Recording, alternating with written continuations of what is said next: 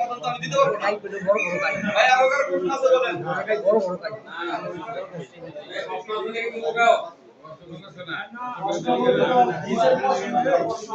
কিন্তু বীজ তো আমরা ঠিক মতো পালা পাইতেছি না। ডাক্তার আইতাছে, ভাই মোর হাত একটু দেখছে, পাশে একটু গুলা দেখছে, বাবা গাই দিতেছে, বীজ দেয়া গেছে। ভাই এটার সমাধান হলো এই যে আমরা যে এই জগতে বাস করতেছি, আমরা সাধারণ খামারি, আমাদেরকে সবাই তুমি করতে হবে, কোম্পানি জব দিবে না, আমাদেরকে সবাই তুমি করে দিতেছে। আমাদেরকে সবচেয়ে বড় কথা কি নিজেকে সচেতন হতে হবে। নিজেকে সচেতন না করতে পারলে আপনি গরু পালেন, মুরগি পালেন, আর যে কাজই করেন করতে পারবেন না। ডাক্তাররা কিন্তু এই খামারে সচেতন করা প্রয়োজন। আমার একটা গাভী আছে, কিন্তু জরাই বড় প্রথম 2 দিন বিটা হওয়ার পরে 2 দিনে 20 দিনে টিকবে না। কমসে কম মিনিমাম 4 দিন পরে গিয়ে বীজ দিতে হয়। কারণ আমি প্রথম গাই দিয়েছে বীজ দিছি, ঠিক আছে, প্রথম চান্সে পরের চান্সে বীজ দিলাম, টিকলো না, আবার হিটেছে, আবার বীজ দিলাম, টিকে না, পরে তো আমার তো মাথা গরম হয়ে গেছে। আমার যে ডাক্তার আছে হ্যাঁ আনাইছি, কিন্তু বীজ দেয় না।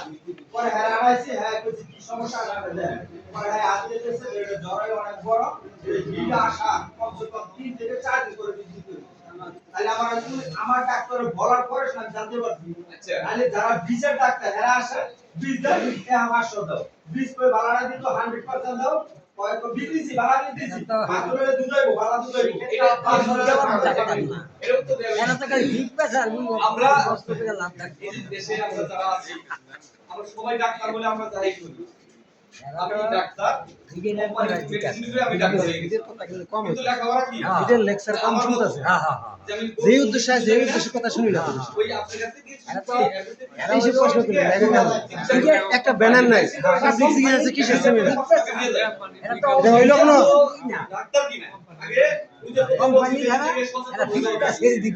ডাক্তারকে বিয়ার হইলো এরা চাকরি করে। চিন্তা করে বেড়াচ্ছে না আমাদের মতো ডাক্তার হিসেবে লাইন তো হয় না। দেখে দেখে শিখছে। দেখে দেখে তাইলে এটা বড় হইলো এখন এরা চাকরি করে। আমার বড় এক কোম্পানি চাকরি করে।